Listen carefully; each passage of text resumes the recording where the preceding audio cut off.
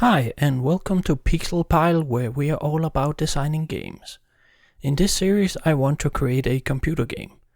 I don't want to get too deep into the technical parts of computer game creation, as there are way better channels for that. Instead, I'll be focusing on the game design aspect of it and the planning around it. The game I'll be going for is inspired by some classics from my childhood, namely Battle Squadron, Xenon 2, and Swerve, or I don't really know how it's supposed to be pronounced.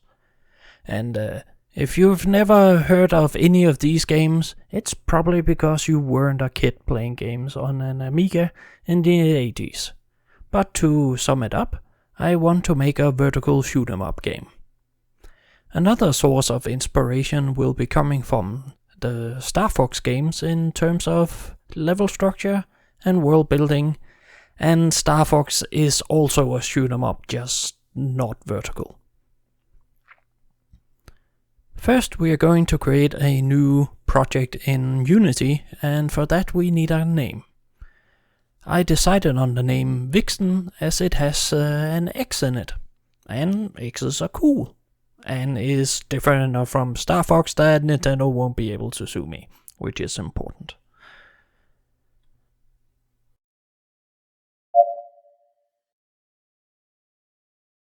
Each game goes through a couple of milestones before it's done. We've probably heard of alphas and beta versions of games before, and technically these terms aren't defined much beyond alpha comes before beta, which comes before the final version. But I'd like to define these as beta is the feature complete game that needs some final adjustments and bug fixes. The alpha version is when these parts of the game still haven't been completed yet, and nothing is truly final before, well, the final version. But we actually have a milestone even before the alpha version, and that is called the MVP, or minimal viable product. And what that means is we are going to build as little as possible, but still create something that plays like our game. That way we can see if the game is even good and needs to be totally different before spending a lot of time building on an alpha. So of course we're going to start with the minimal viable product. This will still take some work, as we do need to get all the core mechanics working before we can go on to the alpha. So expect a couple of episodes where we'll be working on the MVP.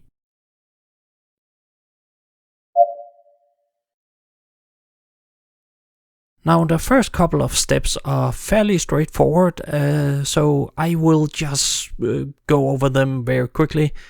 Most of it is just assets copied from other projects, and there is also not much to think about in terms of game design in the beginning, but this will increase as we add more mechanics. So the first thing I'm going to do is create our player character. Now, as you can see, our character is just a box, and that's because at this stage it doesn't really matter what the character looks like, or is going to look like. Just that there is something there and we can interact with it. And in order to do so, we add a script to be able to control our character. Because this is a vertical shoot-'em-up game, the camera doesn't follow the player, and so we have to prevent the player from leaving the screen. Next up, we give our player character the ability to attack by spewing tiny balls forward. Then we'll add in some enemies. This time we'll use red boxes so we know which is the good guys and which are the bad guys. For starters, I'm just going to have the enemies fly forward and not do anything else. Now we need to be able to shoot these enemies, and while we're at it, make collisions kill the enemy, but deal damage to the player. Since the player can now be damaged, we will add a simple health score to the screen. We're starting to get somewhere, but despite being able to be damaged by collisions with enemies, they don't pose that much of a threat. So let us have enemies be able to shoot back. Thankfully, we've already made bullets for the player, now we just send them in the other direction. And collisions will damage the player, but kill the enemy. Much more interesting.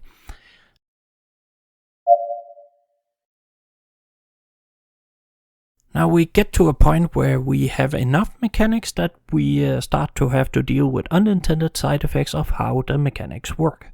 You would think it's pretty simple at this point. The player shoots at the enemies and the enemies shoot at the player. But in reality, the bullets will damage whatever they hit. If for some reason an enemy needs to shoot through another enemy, then that first enemy will shoot his friend. So what do we do about that?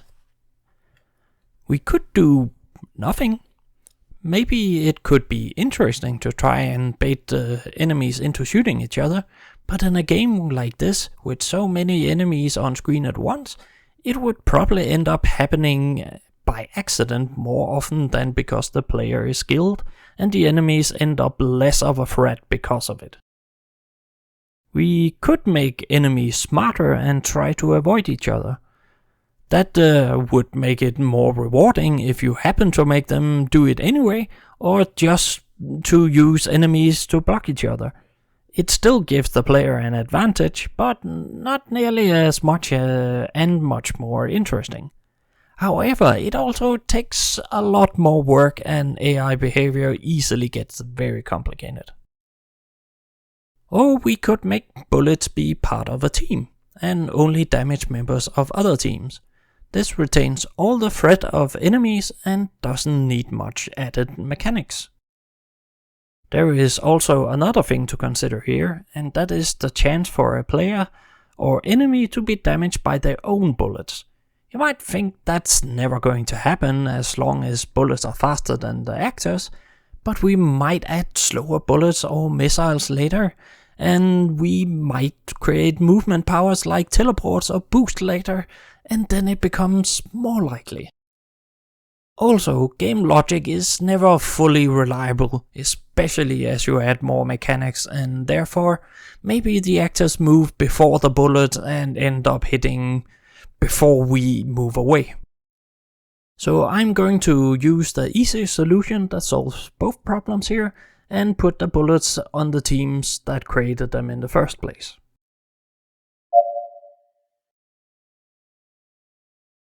What we have made so far is many components of what creates the core gameplay loop. And what is that exactly? Generally speaking, a gameplay loop is a set of actions that the player repeats during a game. A game can have multiple layers of these, and the innermost one is the core gameplay loop. I could make an entire video going into depth about gameplay loops, and if you like that, please tell us in the comment section below. For this game, the core gameplay loop is shooting a wave of enemies while avoiding getting shot in return. A layer above it would be finishing one level and continuing to the next. But we haven't fully gotten the core gameplay loop done yet. There is only one wave of enemies, so it doesn't repeat, and therefore no loop. So we need to add a couple of things in order to have a full gameplay loop. First, we need to move forward in the level. As mentioned earlier, the camera doesn't follow the player, and the player is confined to the screen. So in order to move forward in the level, we must move the camera. So, now we have the camera moving forward across the level at a steady pace. Can you see it? Yeah, no, not really. And that is because the background is just one single color. So we have to add something to the background so we get that sense of movement. Now that's a lot better.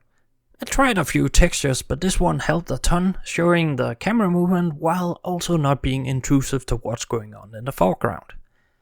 I also had to give the player the same forward movement as the camera in order to keep up, and adjust the speed of the enemies, as now they have the speed of the camera plus their own.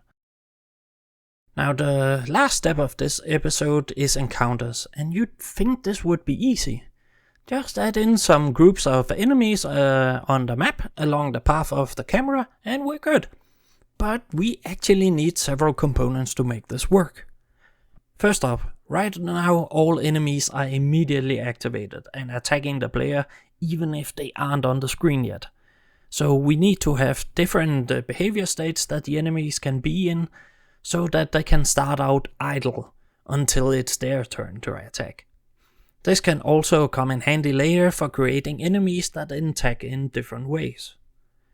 Secondly, we need a zone above the camera to activate enemies so that they are activated as they enter the screen. We also need a zone below the screen to despawn them again, as otherwise every enemy not destroyed would just attack the player endlessly without the player being able to do anything about it. Thirdly, to be able to make formation of enemies and the like, we cannot simply activate enemies one by one as they enter the activation zone. So instead we group enemies up as encounters, and then activating one will activate the entire group. With all these things implemented, we have encounters, and our gameplay loop is up and running. These are the bare bones of our games, and we still have a lot to cover. But that will be all for the first episode documenting the building of the Vixen game. We are still not done with making the MVP version, so expect more episodes before we reach the alpha. I cannot predict how long it will take between episodes, because that entirely depends on how long it will take to develop the game further.